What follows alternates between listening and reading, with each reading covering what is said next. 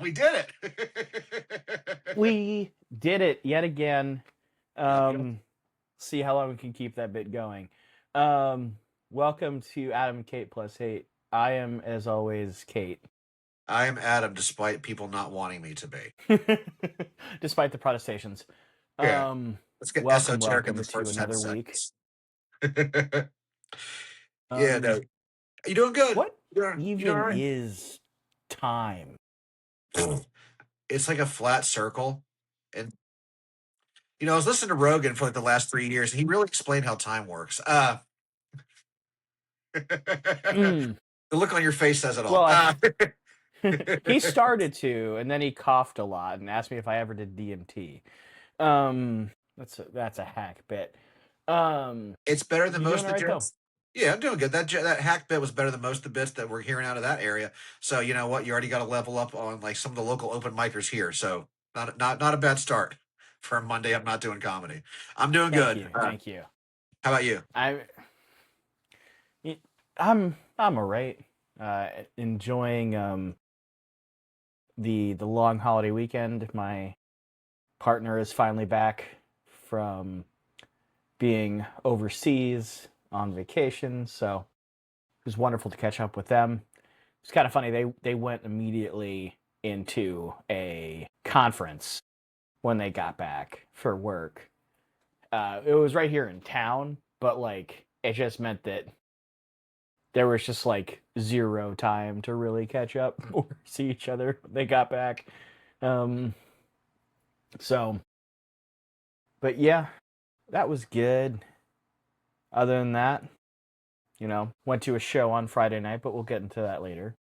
Word. It's a band we both celebrate. So I'm pretty excited to hear your end on it. All right. What do you want to do first? Well, I feel like you got some mail to show off. I did get some mail to show off. I'll put this other piece for later. So first thing I got, to kind of like the beginnings of the show, we had talked about Knocked Loose doing a single with Denzel Curry. Well, the vinyl finally shipped, or at least my copies finally shipped, and I'm going to put it up here real quick. I very carefully pull it Nice. out. It's just Hive Mind. It's got the instrumental on one side and the regular vocals version on the main side. My ticket for a download just fell out. Nice poster with all the lyrics. Pretty cool. They got put pictures from that show that they did when they shot that video. That's kind of nice if you like Nice. didn't get a chance to actually see the video. They get that there. And I think they did 1,000 on this, but this is the clear red black splatter, classic little splatter boy that I think if you've been into punk and hardcore, you have seen a variation of that colorway in general. If you're a vinyl vermin like myself, see what's next. Next thing I'm not opening up because it's just regular old black vinyl, but um, you know I fancy myself someone who likes multiple forms of music, and if you've watched the old Miss One video, that will be very funny for what I'm about to show. If you're not familiar, Cannibal Ox put out a record called The Cold Vein, I think 20 years ago. And I had never bought a copy of it. I'd always missed on it. And then I finally had a chance to get it. And I ended up getting a signed copy of Cannibal Ox, The Cold Vein, originally on Def Jux Records. Nice little, it's almost like I sent off a comic book for like a commission, like on like a page, like on an all white cover. So it's cool getting this to finally own this. And then last but not least, I'm not familiar with that act at all. What does it sound like? uh, smart but kind of horde, uh, backpack hip hop. Okay. Very. If you put like the weirder '90s sounding stuff, you're gonna get close to the musical side of it. Lyrically, it's kind of wild as fuck. But very good. Uh, Def Jux was a legendary label. Aesop Rock, LP, Sea Ray's Walls, Cage, who we've talked about. Cannibal Ox. A lot of big indie rappers came from that label, and I always thought that Def Jux was like the label that you go to if you want to not only have your intro to that world, but to go deeper, because there was a lot of content that LP, who ran the label, put out for everybody. So it's nice to see this finally reissued. I believe it's remastered as well, so it'll be nice to hear it with a little more fullness to it. So I'm happy about that. So it's just cool to finally own that one. Oh And yeah. let's see, last but not least, you know that I'm a corporate shill. When it comes down to it, I'm the biggest corporate shill. But you also know I love the mom and pop more, even more than the corporate shill. Sometimes they come together. There is a skate shop here in South Carolina. There's two of them now. One is in Columbia, which is the original one, and the other one is recently in Charleston. Sure would be a shame if you opened one up in Greenville, because I'm totally going to send them to this video. Sure would be a shame if you opened one up in Greenville. Total shame. Total shame if one just happened to pop up. We passed 1 million, baby. We could use a skate shop called Blue Tile. Blue Tile Greenville, make it happen. But Blue Tile is a well respected, well renowned, wonderful skate shop in Columbia, South Carolina. If you get a chance, there's David Blue Tile. He does reviews of shoes, he goes in depth on them. Uh, the people there are wonderful. I've done a lot of mail order there from them. They have been nothing short of fantastic. And when the cat was finally out of the bag, when it got leaked, they were doing a Nike SB collab with their own individual markings. A very in depth set of shoes was made. There's a nice story behind it. There's a 15-minute video where David goes into that. Please go check out Blue Tile and watch the 15-minute video about this particular Nike SB, which I'm going to pull up here. I'm going to start from the back because it's fun. If you look, it says Blue Tile in the same lettering, same color as well. Uh, on the top of both of the shoes, you may not be able to see all of it, but it says all the best, and something you get in every package. Love Blue Tile. And on the inside, it has That's the cool. the Palmetto flag, and this one says "What is up?" You may not be able to read it because it's tiny, but on the back of the other tag, which I know might be obfuscated, it says humanoids. It is a shimmery, weird kind of bug texture on all of it to symbolize the monarch butterfly. The insoles, I have not even pulled them out. I'm not even going to wear. I'm buying a second pair sometime before they go super crazy, because I want a pair to wear, but I want to keep these preserved, kind of like a. I live in South Carolina now. If something's made from my area, I kind of want to give a shit about it. But it has this nice little insole that's been done. The bottoms are probably the coolest bottoms that I have for any of my shoes. It has this nice clear where it fades the blue to orange or orange to blue with your Phylon midsole. It's got your heel pods for added protection. I'm becoming David very poorly. And they were the first ones. I didn't do the bottom part, but they were the first ones to do a Nike SB Dunk Low Pro to have straps. And the straps are actually butterfly wings. And you got three That's lace cool. choices. You got three lace choices. You got the black, which is fuzzy like antennae or their legs. You got the regular ass flat blue SB laces, but fit very well colorway. But this is a normal style lace, and then you got the fuzzy ass orange. These were gobbled up on every single place that you could get a bot to, and I got a pair just a little over retail, but not like 300, 400, $500. We're talking like $20 over retail before shipping and shit. So like 155 is what I paid for, 160, which uh seeing them online going for over 1,000 if you got like a specific box, or like the friends and family, which is like a wooden box, which is gigantic, which is made for actually feeding butterflies and taking care of them. You can also watch a 25-minute video where David goes in on the construction of the friends and family box, and you get to hear about all the cool stuff Blue Tile does in store. Um, you know, I love a good skate shop. I love a skate shop that's been around for a long time. I love the fact that they truly care about their area. They've done a lot with the music scene, so they've done a lot with like Carlin Thompson and New Brooklyn Tavern over the years for shows. So there's another connection to hardcore right there. And David is a wonderful person. For all the few interactions I've had with him, every time I've spoken to his staff about something came in messed up, they fixed it. Like the kind of thing, the kind of people you want to hang out with, and the kind of people you're glad take care of your mail order and can suggest stuff for you. So love Blue Tile. There we go. That's really cool. So it's Nice. yeah, it's a very cool story. So that is my mail for the last couple of days. Right on. And then there was a news story that came up. I also want you to go in on this. All right. Cold as Life. Yes, Say legendary more. legendary band. I still have yet to see them. I hope one day I can rectify that. But for those that may not know, the original vocalist, Rodney Barger, he was killed by his roommate. What's the name? You have the name in front of you. I could never remember it. Wernstein, something like that. I almost said Kirk. Richard Werstein. Richard Wurstein. Okay, I was close. Richard Wurstein. I almost said Kirk Hammett. I don't know why. He just seems evil. About 30 years ago, 33 years ago, he killed Rodney Barger, aka Ron Beauty of Cold as Life. Silas quit it. Daddy loves you. And he's been on the run for like 33 years, 32, 33 years, changed his identity, was in custody at one point, and let go because they couldn't correlate him to the murder. There's one YouTube channel that I got some of the info from, and some of it was just from having kept up with it for years. I think with this, so if you've ever seen this image, I think I got it right here. If you've ever seen this image specifically, this is the mugshot of the person that took Ron Beauty's life, Rodney Barger, and this was inserted into a lot of their releases. I believe there's some regular shirts that had it as well.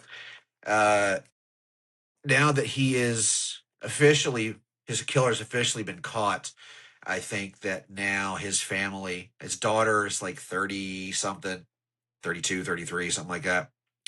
Um, Maybe a little older. She can now rest a little better knowing that her father's killer is no longer just out there. He's been caught. Hardcore in general, I think, is very happy that someone who was very influential in Detroit, but also that like the harder side of hardcore. You wouldn't have certain bands without Cold as Life. Now, was there at the risk of going to true crime about this, like was there any sort of story behind the murder itself, Yeah. or So just like yeah, there's what I remember, and I could Google but we're gonna rely on this. Um, the night that Ron was shot, there was some sort of disagreement. It could have been over to go do some shit. They could have been partying and just had a disagreement. But Ron was asleep in his bed, and his roommate shot and killed him in the head while he was asleep, and then left Detroit. Uh, back then in Detroit, you if you lived in certain areas, which was the vast majority of Detroit at the time, before it had its new coat of paint. if you lived in It certain areas of Detroit, known as Detroit? Yeah, uh, it was hard. Detroit is a hard place, and things that were common in general, especially in that time frame, people getting shot in their houses. It happened to be someone who was in a band that was very well regarded and very well loved, even though their shows got fucking ignorant. Let's not. This was they were not a pop punk band. Uh, uh, One of the hardest bands. Um, and I'm very happy for uh, Ron's family finally getting some closure. I think that's really awesome. Um, was it a Dom from A389 actually put out the demos, Born to Land Hard, Declination. I think he did one other record, even though A389 is really not operating like it used to. Dom Romeo came out of nowhere, did a few releases here and there, and he put out the Cold as Life on vinyl. So if there's any copies available, just go ahead and buy it now. Especially if you're younger and you're getting into like the harder side of hardcore, or if you're older and have never listened to them, I highly recommend that you take time and listen to Born to Land Hard and Declination of Independence. Then you got the demos, the demo records as well to kind of hear the original rawness of the band.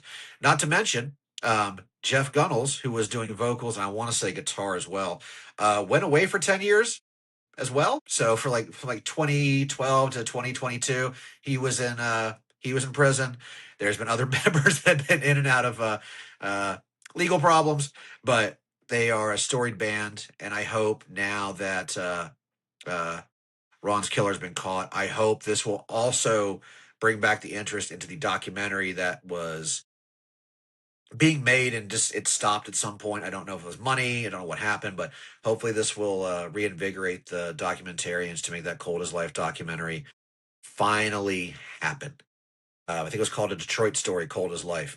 Um, but it was something I was really looking forward to. And again, I'm happy that Ron's family and friends now have that closure. So it's very cool. And I hope that they are working through what they need to work through. And it's nice to see that it took forever, but justice for that family was finally served. So a little more somber than we normally are on the show, but I wanted to talk about that. Thought that was important. For sure. I think, as you kind of alluded to, it's not I think it would be fair to say that if you're rooming with somebody that decides to shoot you in the head, there's a fair chance that you're not having the most savory of lifestyles either. But at the same time, it's good to see that like this dude is actually finally caught. That's a pretty cut and dry. I mean, you can feel how you want to about our criminal justice system. You can not feel great about the way that we do things and still also feel strongly that there should be justice, even if you don't agree with the way or shape that justice tends to play out. But yeah. So shout out to them. Shout out to Dom as well. And well, let's bring the energy back up to a more slightly lighter note. Let's talk about the show that you got to go to last week that I got to experience earlier in the week. Yes, I got to see for the last time a band called 68. Actually, I can show something off. No, I didn't. It didn't come in the mail. You got the flag. I did. Hell yeah! It's hard to show off all in frame there, but it is. I'll start off by saying, so I took my buddy Thomas to go see 68. Show is a blast. Josh Scogin is an incredible showman, phenomenal performer. The one criticism I guess you could make is that all of his bands are ones that do not translate completely to record. What you mean by that? Both 68 and The Chariot are things that you need to have experienced live. Like, okay. If you only ever listen to them on record, I can't blame you if you don't get it. Right, I got you. I've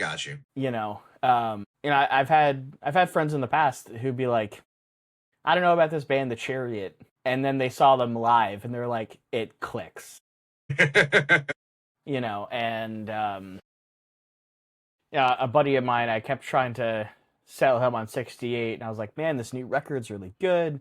And he's like, I don't fucking get it. It sounds like the Black Keys like want to be edgy. They are wrong.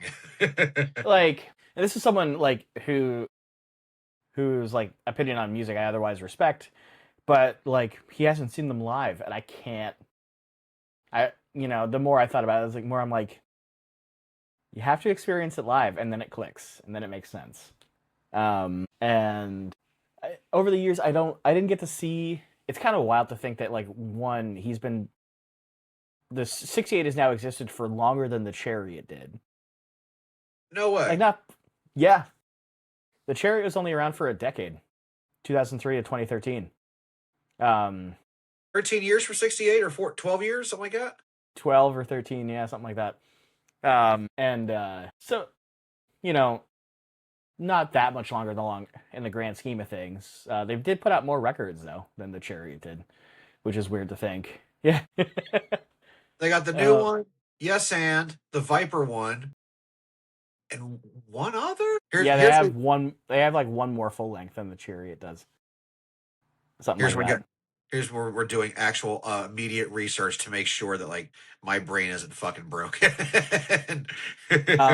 But I have to say it's in Humor and Sadness, 2 parts Viper, Give One, Take One, Yes and the new one.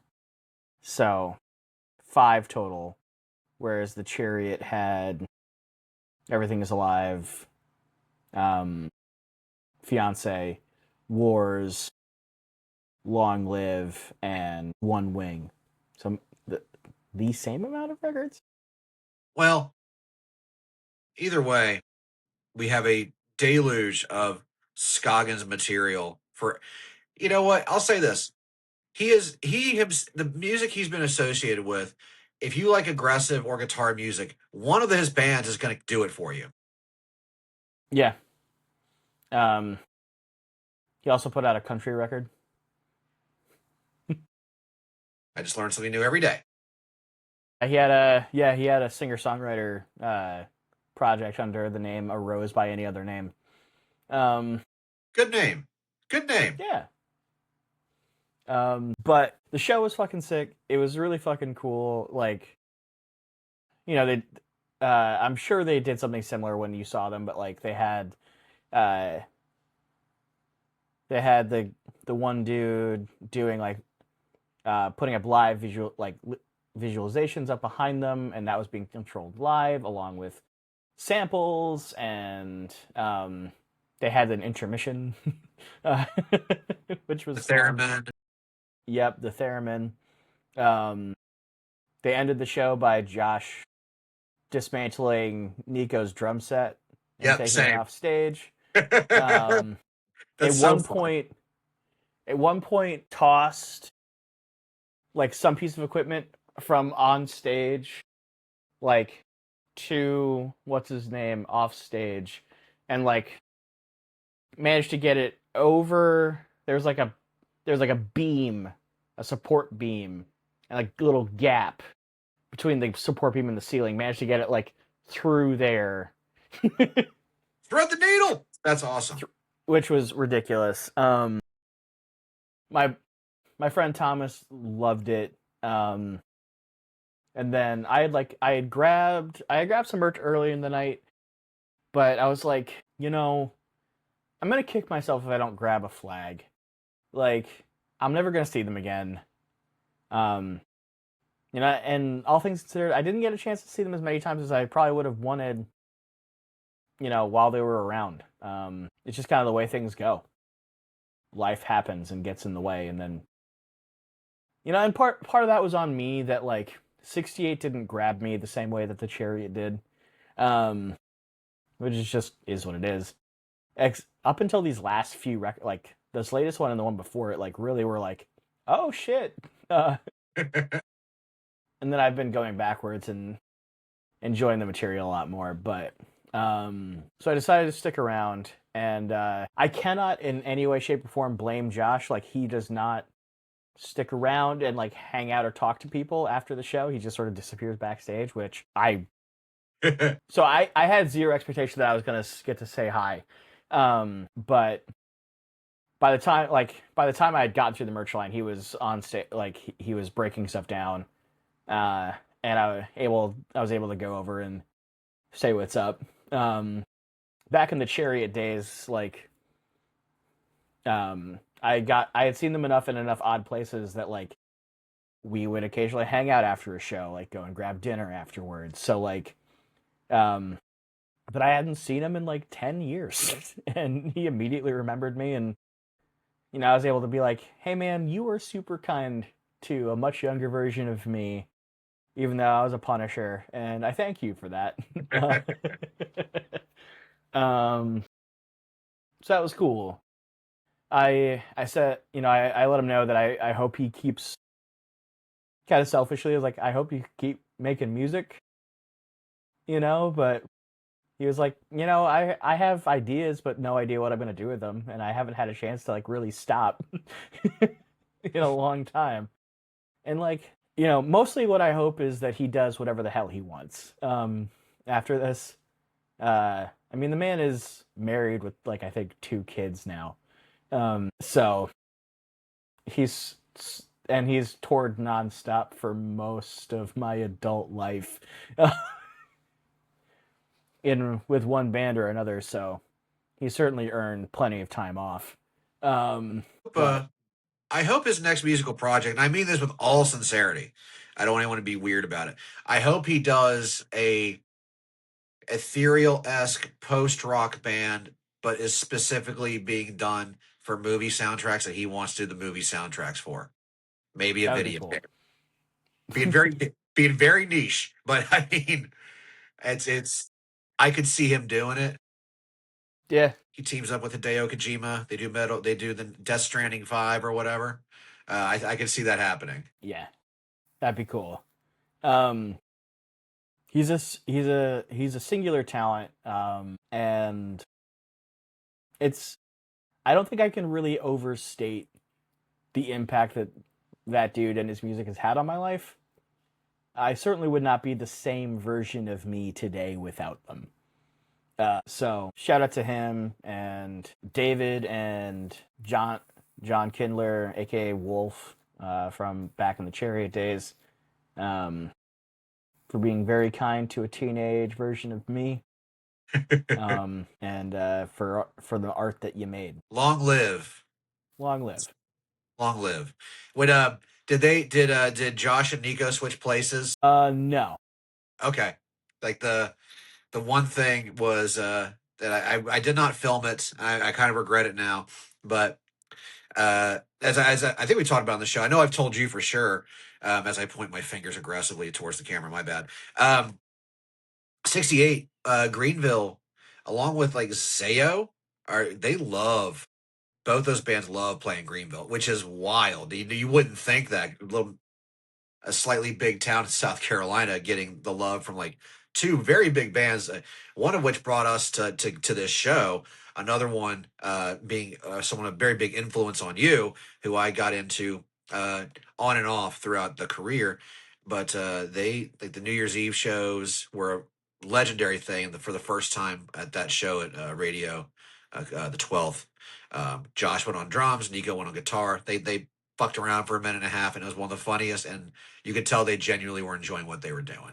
And Nico did his impression of Josh, and it was very funny. So That sounds great. I think he went, Um, "Woo, baby, thank you kindly." I think that's all he did, but I thought it was fucking great. So,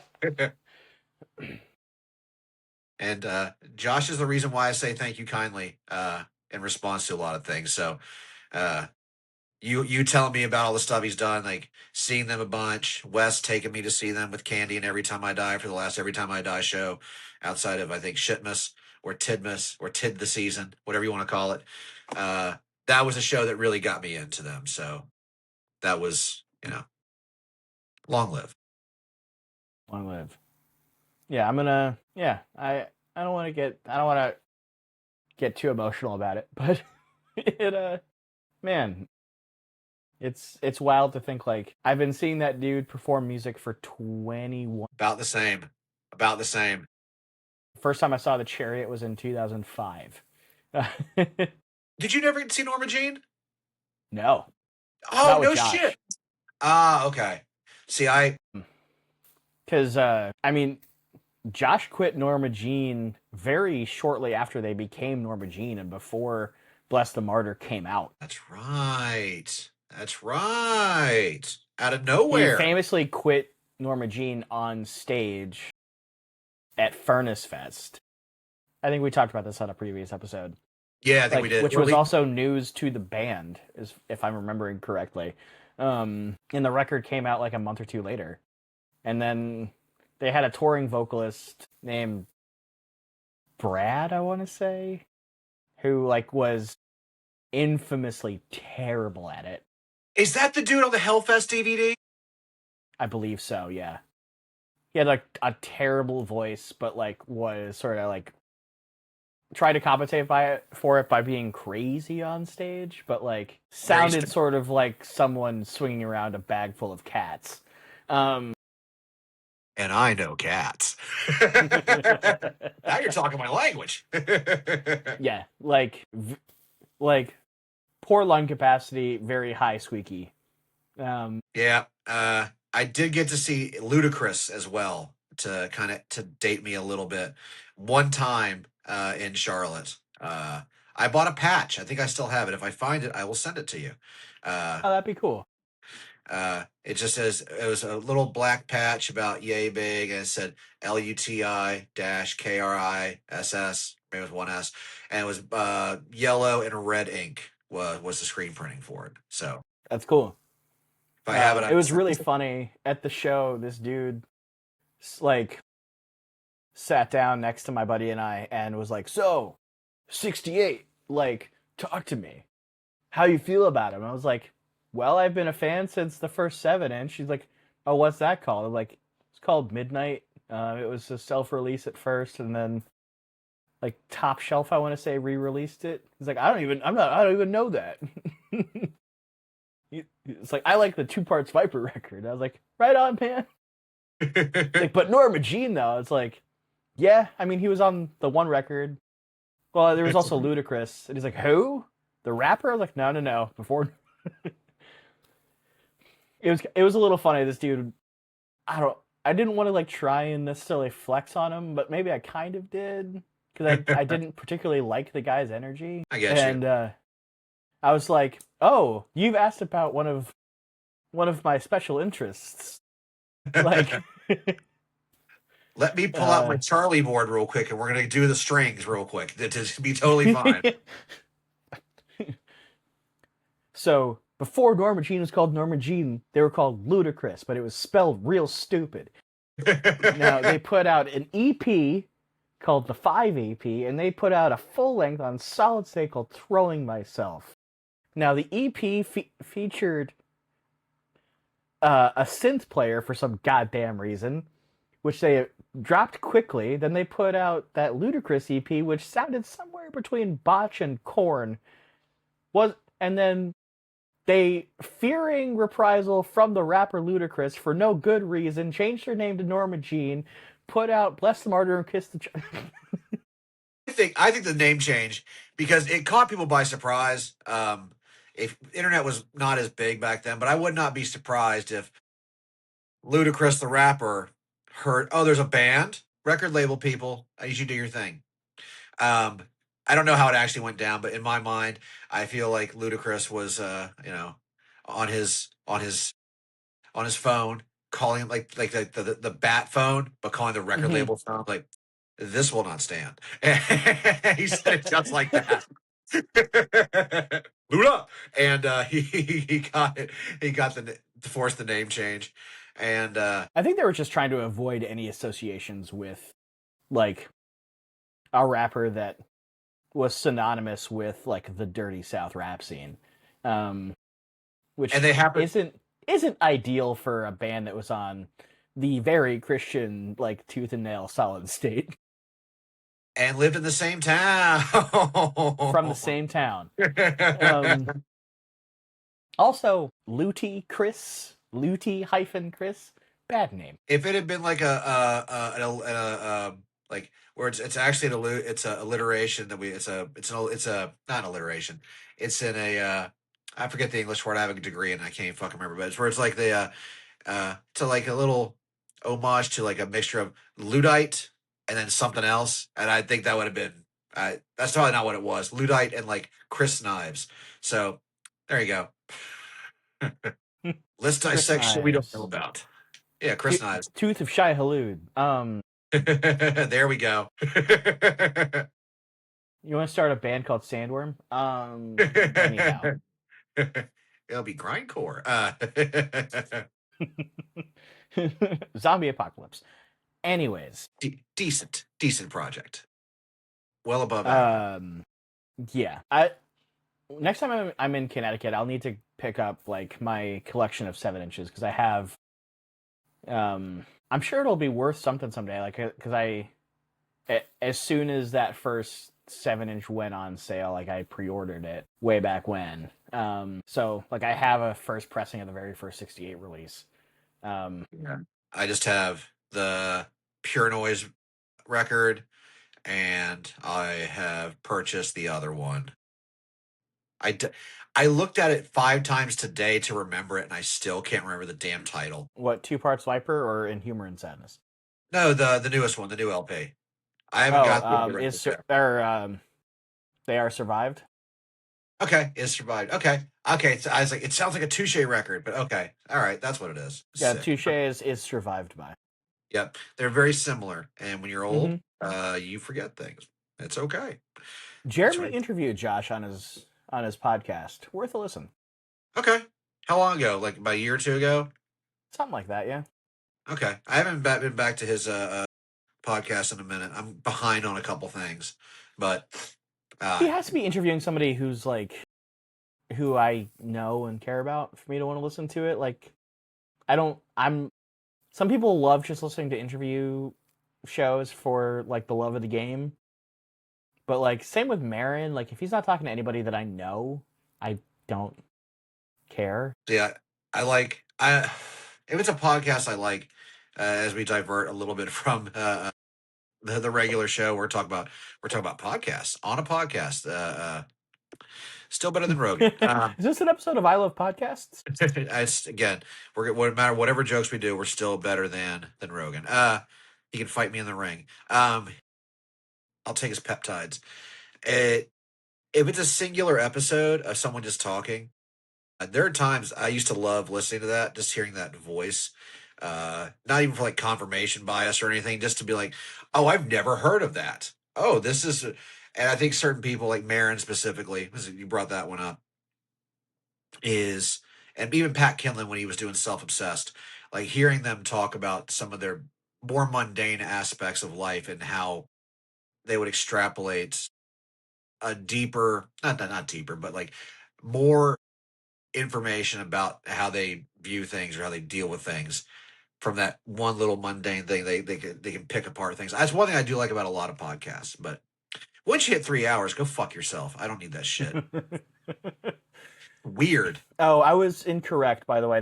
The very first 68 7 inch was put out on Good Fight. That's a ferret. Renamed Yeah, Ferret, right? Okay. it was the label that the Chariot was on right before they broke up. So I'm wondering if that might have been like a bit of contract fulfillment. Hey, if sometimes contract fulfillment can be great. Sometimes we get Slither. It doesn't matter. But Sorry, Earth Crisis. Slither's not good. 2 tracks.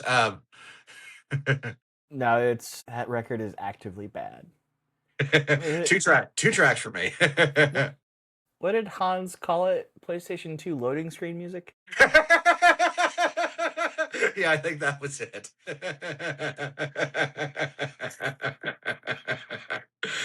Oh, it's good. It's good stuff. It's good stuff. Speaking of PlayStation, that reminds me, PS2. That reminds me when I was in school and I had homework from this past week. That was a great transition. This this is why we're damn professionals. Pre-pro is 5 minutes. So you're gonna have to help me remind me on the record titles. But last week you assigned me Uniform, I did. a band that I have seen once. I saw them with Full of Hell. I want to say it was Thou. I can't remember. It was thou. And Converge. And yeah, Thou opened, Uniform was next, Full of Hell, then Converge. So It was kind of wild. Apparently they Uniform, Thou, and Full of Hell rotated when they played throughout that whole tour. shit, okay. Yeah, so like it was like they were all technically main support. That is brilliant and shows a lack of weird ego shit. That's actually kind of cool they Yeah. did that. It's as far as I understand it, like that Converge tour, like that tour was assembled out of the bones of like a handful of other tours that all fell apart because of COVID. Shit. And they were all just like, well, we have free time. Like, we should all join forces. I might be misremembering or like overgeneralizing here, but yeah, it was like, interestingly enough, the Converge tour was supposed to be with Every Time I Die, Oh. if Oh. I'm remembering correctly. Oh, first of all, that would have been a bloodbath of a show for me. Muay Thai shirts are going on in the parking lot. I'm stretching the day before. But yeah, I didn't. I learned something cool from that. All right, so I'll talk uniform. So first record came out what 2015. Yeah. First Perfect World came out in 2015. All right, so I started with that, and pretty much, and you were right. We talked about this off camera, but you were right how like there is a change around American Standard where it becomes hardcore punk and the weird American industrial. Standard's the latest one. They got one after it. I listened to something. I believe it was the same band. Here's where we course correct when I don't remember everything. So because they have a bunch of full length records over the last 10 years, but American Standard's their newest one.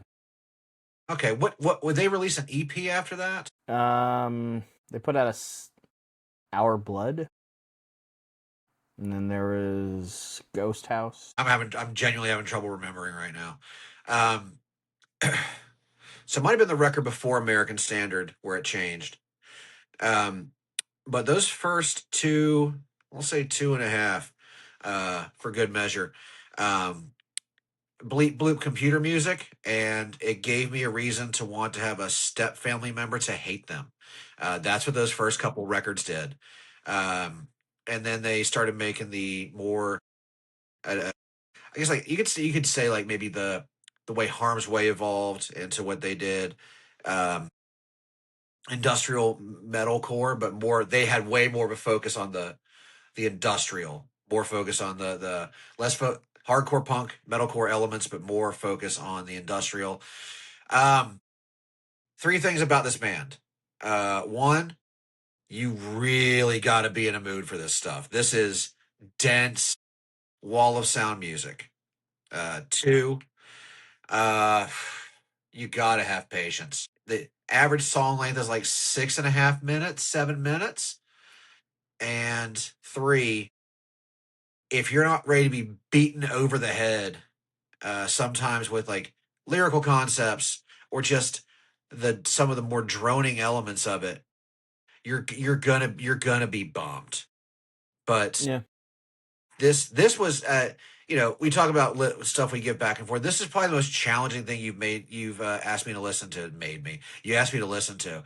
Um, the contrast between that and Me Without You are fucking light years between the two. Both talk about feelings, but in a very different way. Yeah. Wasn't I think you told me this before we did the show, before we recorded. You said American Standard, and maybe I just didn't pick up on it. You said it was about body dysmorphia, bulimia, stuff like that.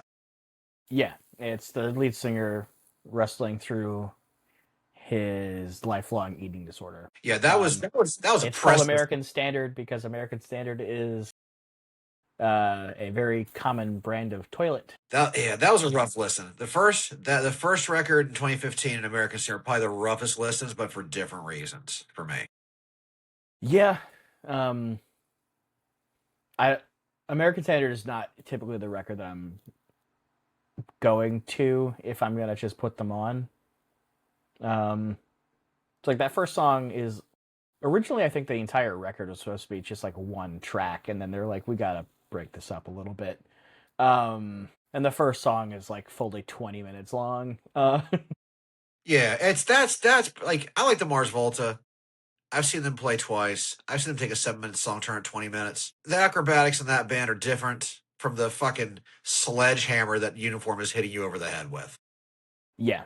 The records I'm usually pulling to are the ones that are the ones in the middle of that first one and the last one, which is in reverse order. It's Shame, The Long Walk, and Wake in Fright. I will say when I saw them, and maybe this, and going back to what you were talking about with 68 earlier, this is a, Shame, this one, yeah, and then that one with the person, yeah, look like they're climbing a fence or something. and then this one are the ones I usually go back to. Okay. Yeah, yeah, that was the second one you listened to. Uh, I saw them on that tour. After the first song, I was in. The first song I was like, is this what's gonna be for the next fucking 30 to 40 minutes? God damn. But then it clicked. Like kind of like you were talking about your buddy who had never didn't get 68 on record, but then saw them. Me going back through this catalog makes me at least want to go see Uniform again. Like I don't care if they're headlining or if they're just like support or whatever. It has made me at least want to go back and see them live, which is not something you're going to hear from me a lot from bands like I don't get, but I just happen to see them live first. And Uniform is a band. If you want to be browbeaten by sound, and have that soundscape change over time to be like, oh, I'm coming to a happier ending. Nope, not at all. You're getting John Brandon the entire time. You're just getting like you're gonna have a bad time and I'm gonna enjoy it. It is it's it's fucking difficult. It's difficult music. I don't hate it, but I will go see it live. I think live is the only way I can actually really get into them.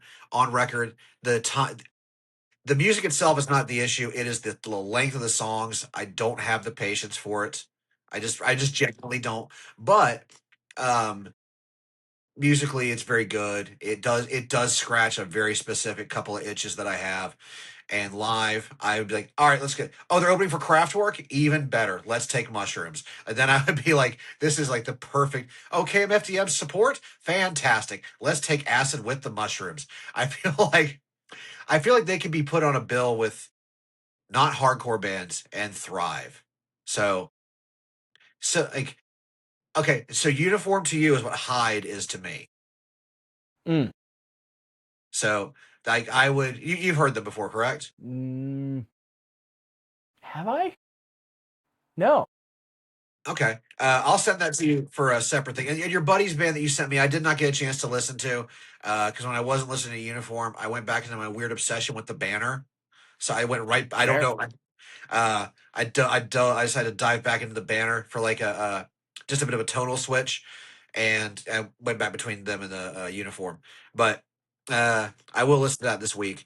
I'll send you the Hyde record to check out. But I need to figure out some homework for you.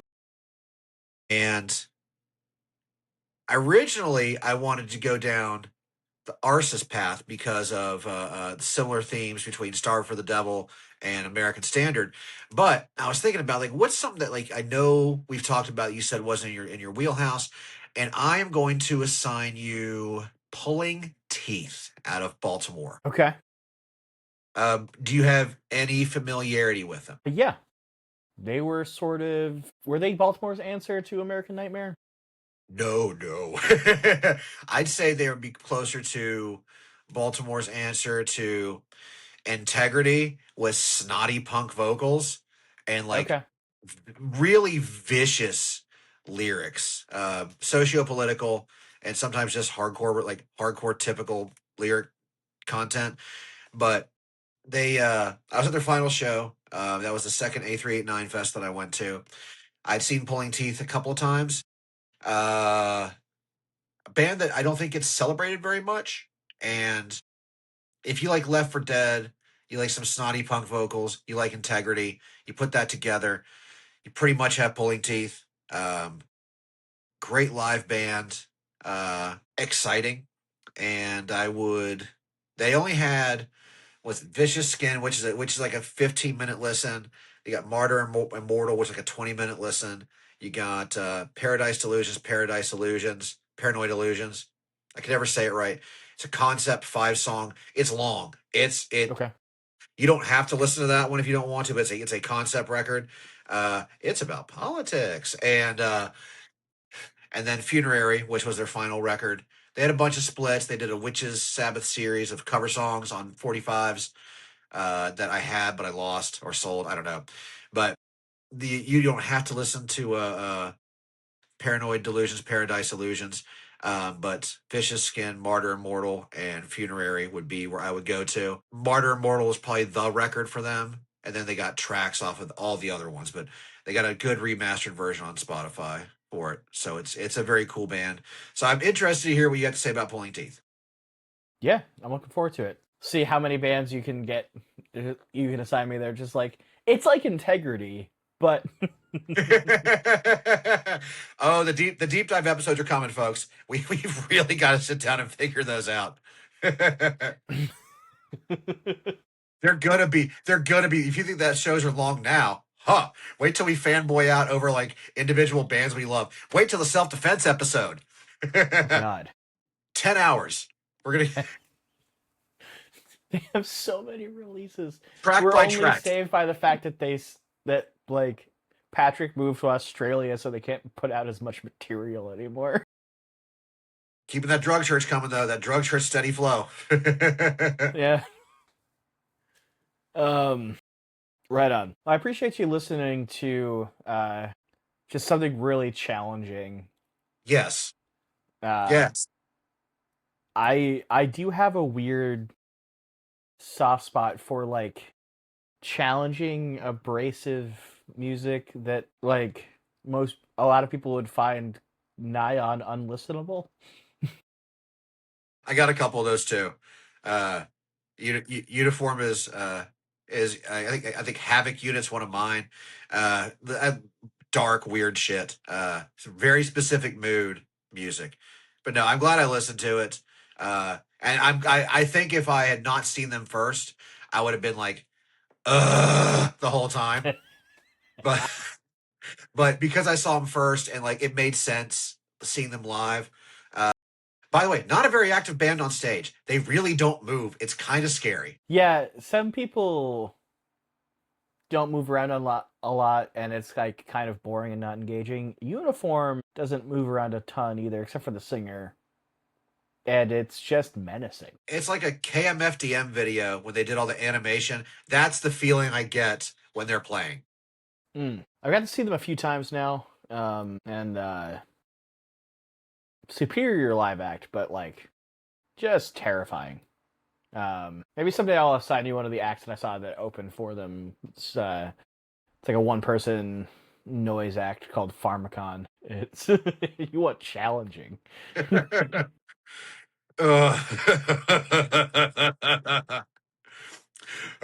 So much.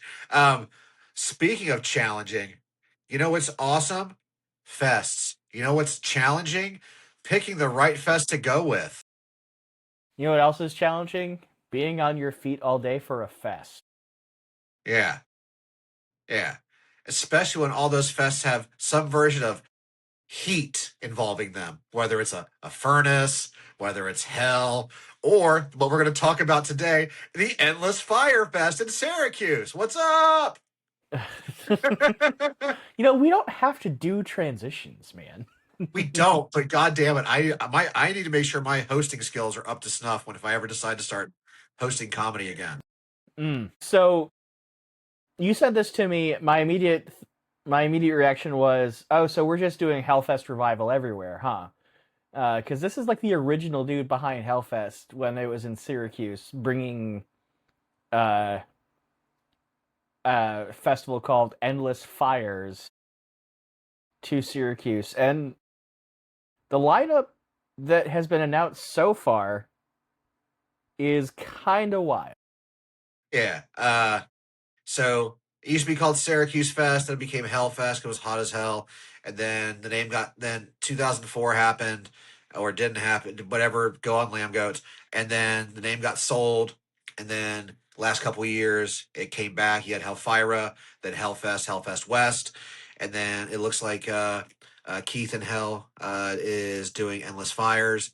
And let's go over the lineup like we did for Furnace Fest and we did for Hellfest. We'll start at the bottom. Yeah, so as per usual, I'll just kind of go through this. I'll say something if something comes up to me, or if something sticks out to me. You stop me if there's anything to talk about. God, I gotta say, I want a version of this that is just not the band logos. Oh, you mean just printed words? Yeah, because I cannot make heads or tails of some of these. Here's that same bands. Listen, unless you're in a black or death metal band, stop aping the aesthetic. You don't have to do Yeah. varsity, but make it fucking legible. The Zayo shirt you have on, I know it's a Zayo shirt because it says Zayo and then it has a graphic on it. Mm-hmm. Not hard. And No. I'm not even shitting on you kids wanting to do stuff, but when it comes to the flyers, make it fucking legible for us old people. Some of us want to leave the house. Yeah. All right. Annie up. I'm guessing that's what that says. Great Bane song. I hope they're like Bane. Not, not if this logo's anything to go by. Suffocate faster. Depending on which Suffocate Faster that is, that could be a really fun set. I There have not looked can't at be it. more than one band called Suffocate faster. There's like 8 bands called Suffocate. So Okay, but Suffocate faster, like that's I feel like all there was right. 2 or 3 at one time. That's why I'm getting it confused. I could be wrong. I'm probably wrong. It's okay. No grave and then Uh, no leash. the no bands. No, thank you. I I'm got strength nothing. for a reason. The homies. So shout out Ethan. PA band. Horde. Horde. Horde. Horde. Horde. Fucking go watch them. If you're there, spin kick someone to strength for a reason. Horde. The homies. Lifeless. I only know this as a Loma Prieta record, but I feel like this was in my early aughts hardcore stuff. I feel like I've listened to them. I'm not gonna say anything shitty or glib because I feel like I liked them at one time, but I can't remember. I want to say maybe they're on life sentence, something like that. But I got nothing's coming to mind. But I think same kids here. will like Mushmouth. Horde, love them. One of my Horde. got to see Out to Win, and I've seen Mushmouth. Great, and I hope some of their releases get put on vinyl, and I can buy a Mushmouth jersey. Some of PA's hardest, fucking great band. A band that we both enjoy, Combust. Yup, fun. That's the most fun band as far as like energy. I think on this list so far, as far as just Uh, straight up fun. just straight up New York hardcore. Just like real straight down the middle. Superior Like live act as well. superior live act. Do you like New York hardcore? Do you like such as Madball? Such as Warzone. I give them more of a Warzone kind of sound, just because I Sure. get that energy, and more Yeah. people can talk about Warzone. I have a Warzone tattoo. Warzone. Yo, there were so many kids wearing Warzone merch at that fest I went to last weekend, 2 weekends ago. Really? Yeah, it was cool as hell. Like, and there was like at least 2 Warzone covers that weekend. That's sick. It was Yo, it was dope. like Uh, I I was love like, Warzone. they really didn't forget the struggle or the streets. Yo, Warzone was probably one of the first New York hardcore bands that I really fell in love with. Like Madball, obviously, Agnostic Front, obviously, but Warzone was like, if someone asks you who's the best representation of New York hardcore to you, I'd probably go Warzone. I love the fuck out of Madball and AF. I have tattoos from the Madball and AF tattoos, but my Warzone hoodie guy is one of my favorites that I got. I love the fuck out of Warzone. It's cool they're getting a renaissance of sorts. That's pretty great. Fuck yeah. Yeah. Fury of Five. Yo, listen, listen, listen, If you li- like knuckle dragger shit from New Jersey, boy, do I have a band for you. listen. There's no Bayway, there's no E Town without Fury. Rest Correct. assured. There's no Stigmata without Fury. Um, I've never got to see them. It took me years to appreciate them, and I think this. if Warzone's getting a renaissance, Fury of 5 might be getting a renaissance from this show, or at least more people are going to be aware of them. And I believe that James trains Muay Thai. So, James, if you watch this, I have a gym that I have access to. Come train with us if you're in the area. He'll just show up and then he'll murder you and then he'll leave. No, I've been drinking. I've been drinking oat This milk. was sick. I've been drinking. I've been drinking the egg. I'll wear the Fury of 5 jersey so he won't kill me. So it'll be all right. D Block. Some of Detroit's hardest. My first hardcore show that I worked for security at Radio Room, D Block played. I got my shit rocked within 10 seconds. I thought my nose got broken. I thought my fucking bone up here above the orbital, the top part of my skull, got broken. It was just bruised. They were great. Loved it. I cannot for the life of me read this next one. We're good. All right. Yo, here's a band we both love the shit out of. Dead Guy. Yes. Fucking a reason I might want to fly up to see them again. I think Dead Guy. If you hadn't seen them what can we say about this band that we haven't already said? We both fucking love Dead Guy. Yeah, I hope they put out another record. Me too. I hope Tim Singer continues to make music. In general, I'd like another Process Black record. Okay. Did they ever do a full? No, they just did the 7-inch. I liked Process Black more than his other project. Whatever the fuck that was called. Bitter Branches? Yeah. Like, they're both good. I like Process Black a little bit more. But, which reminds me, you know what band was dope? And, Colonial Wound. Yes.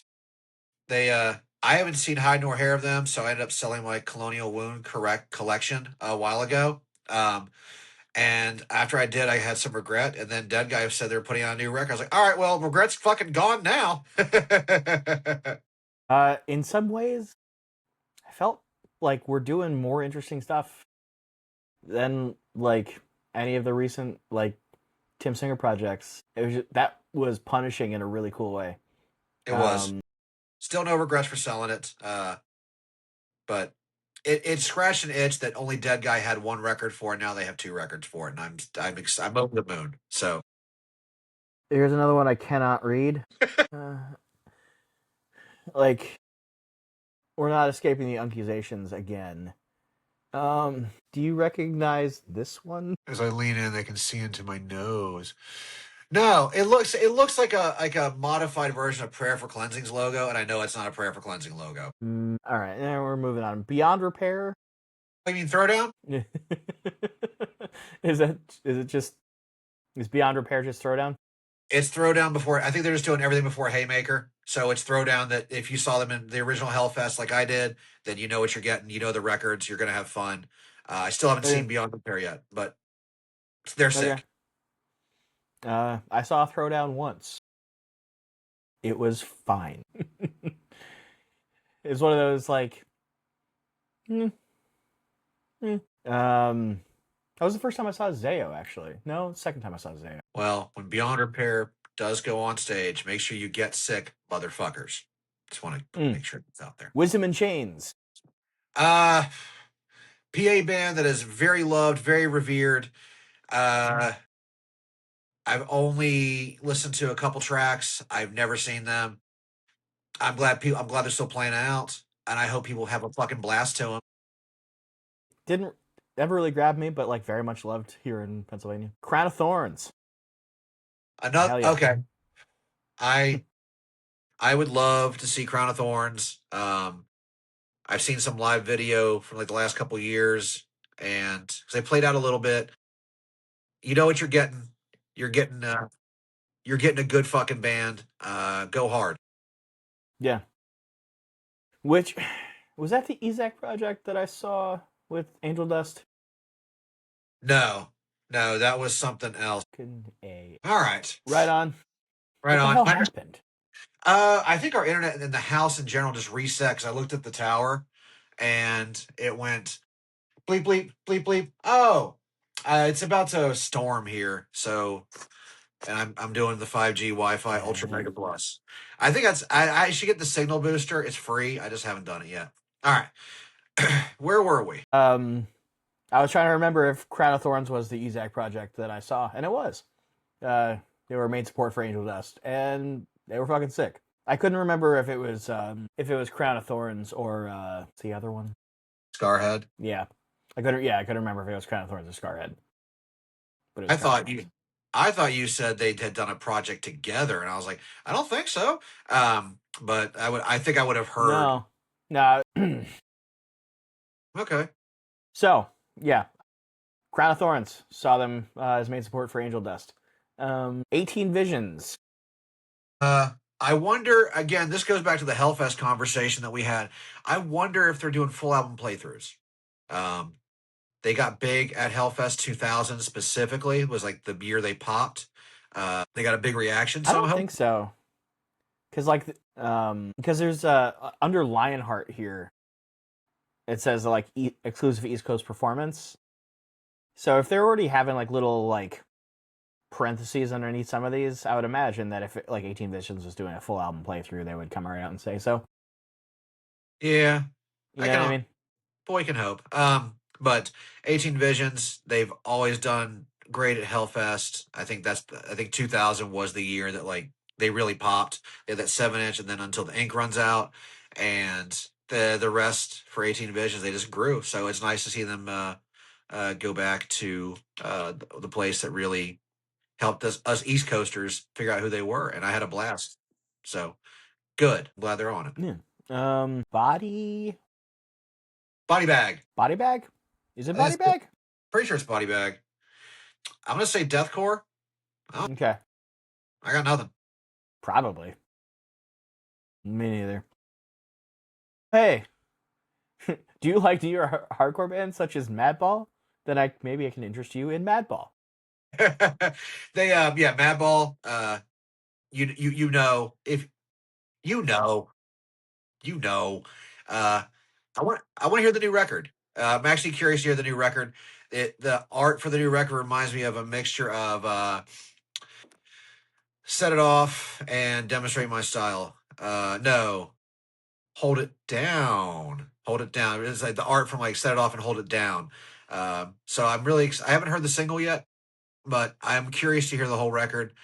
Uh, it's going to be Madball, and it's going to be good. They're like Terror. You know what you're getting, and you know Yeah. it's going to be good. So Yeah. We just mentioned that, but Lionheart, Arizona band.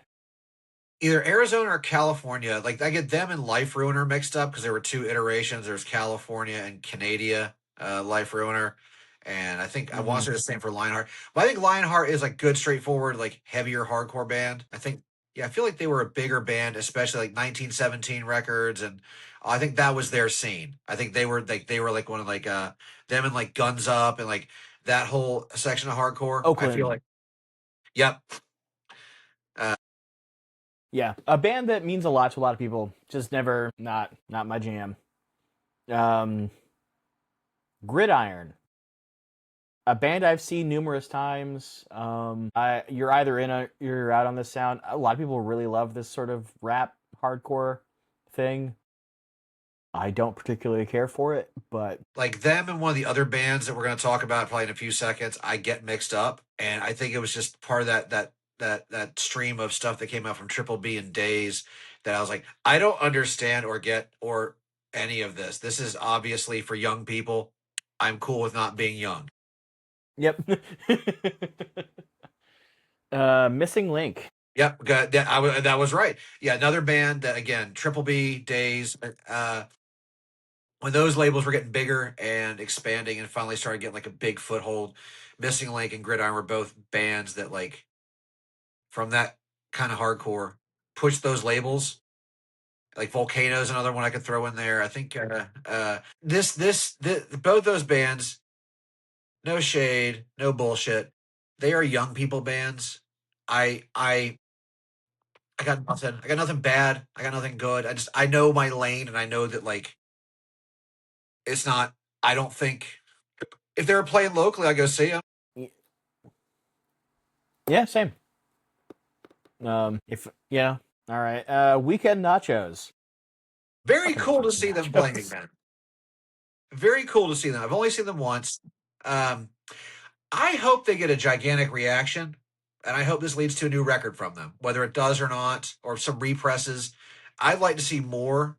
Uh, a band I got into way later, and kind of regret sleeping on them. But I'm stoked to see that name in 2026. Yeah, I got to see them on their first tour back when they came through Philly. That was a blast. Who'd they come through with? Right. I have the poster here somewhere. I don't remember. Yeah, Lil White. I'm gonna say rap. White.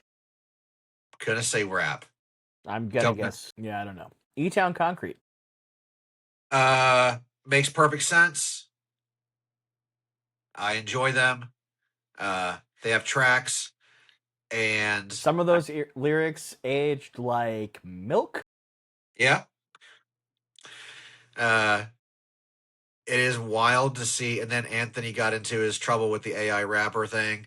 You should look that up. It's wild. E Town, E Town, you're either in or you're out. Like straight up. Even from back then, you're either in or you're out. But you don't have Bayway without E Town. You don't have E Town without Fury. So there is a through line right there. So if you're in for one, you're in for the other. Comeback Kid. Weird they're not playing Furnace Fest, but I've always enjoyed CBK. Fun band, great live, pro as fuck, fun dudes, great records. You're Yeah, you're I think moshing. you'd be hard like you're moshing. American Nightmare. Amazing. I didn't turn my thing off. Amazing band. I have a chess piece dedicated to AN. I have a ton of AN merch. I love AN. Forever, forever, ever, forever, ever. Standout band. It's nice to see that they're still playing out as AN. It's nice to know that even though we haven't gotten a lot of an output, we have gotten a single with live support. And then we had that 3 or 4 song 10-inch on Heartworm that was recorded 2-inch tape. That's one thing I remember about it. I don't think there's anything that Wes has put out or been involved with or any of the guys in AN that I've been like, no. I think I've liked everything. So band to have a great deep dive into the rabbit hole of everything they've done. And it gets pretty wild. So I'm glad to know they're that high up on the bill as well, because they are a band that I will always revere. Nothing but love. I co-sign. I Project Pat. believe also rap. Played Furnace Fest last year, the year before. Okay. Did not see, but I believe also rap. And then we have two headliners announced so far. The third we still don't have, but Circle Jerks. I hope the kid in the band is 37, and I hope it is all old men playing some great songs that I grew up on. Important band. Uh, know your history. As either said by either Roger or Vinny, don't trust a hardcore kid who never got into punk rock. I got into punk rock first. Circle Jerks were one of my first 25 bands in punk rock. Uh, Weird and fun. Like Dead Kennedys, weird and fun. If you are familiar with Dead Kennedys, I hope that them playing Hellfest annoys Greg Ginn. And then 3-6 Mafia. All right, let's talk about this for a minute. Amazing hip hop group, hard, horde. They fit the aesthetic. They fit a lot of the same attitude. They fit a lot of the same social and socio-political commentary. I have seen 3-6 Mafia before. Wild. I think it's great that they're a headliner. I think some people are going to be scratching their heads, but this is one of those headliners that makes sense. I think they're going to do gangbusters. They're going to get a shitload of new fans from their appearance, or just like being on the flyer. A lot of kids are going to be exposed to them, and they're Memphis. Being from Memphis, lived in North Carolina, live in South Carolina. 3 6 Mafia, Little John, the East Side Boys, like that very horde rap was prevalent everywhere I went. Master P, go down to New Orleans and all the No Limit Record stuff. Like that was everywhere in hardcore shows growing up. So it's nice to see that that's a headliner. I think it's awesome that they're playing in New York with all a bunch of awesome bands. And to answer the question, I would in fact push a motherfucker. What? So, yeah, and no shade to the band names we couldn't read here. I just, Some we're shade. old. Some shade. I can't. Some shade. I don't know what this says. What does that says? What does that say? I don't know. Balmora. No, it's not Balmora. It's not Balmora because I couldn't read it on Hellfest at all, like a dum dum. Um, bands, listen. I know that all you are going to be watching this because you prep for your sets. You can have a few logos like that. Please make it legible. Please. Unless you're a true death metal If or you're black if metal you're band. sending, yeah, I feel like if you should have a version of your logo. Like you can have a couple different logos. Have one that you put on show posters so that old ass losers can like us can read it. Yeah, or be like Self Defense and have no logo. Just change it every on your whimsy. Or have that inscrutable weird symbol. Also like self defense. I still need to get that shirt one day. I would like to reproduce that shirt on a hoodie with all the logos and shit. That was one of my favorite shirts I didn't buy. I was broke. Yeah. Uh, more bands to be announced. We'll probably go I don't over. really know what else to say here. Full lineup. We'll go over the Yeah, stuff that was on full lineup, and but then yeah, I I think we had a it's cool successful to episode. see more fests popping up. I think so. It's cool to see more fests happening. Uh, Um, Speaking of, when do you think This Is Hardcore is going to be announced? It is their 20th anniversary this year. I don't know. I figure with where you live, you'd hear rumblings before I Bill. yeah. I mean, I was I was in the same room as Joe 2 weekends ago or last weekend. I will tell you some things off air. But Secrets. thank you so much for listening. Yeah. To our bullshit. Because we just read bands at each other and talk about them. It's fun. It's fun. It's fun. All right.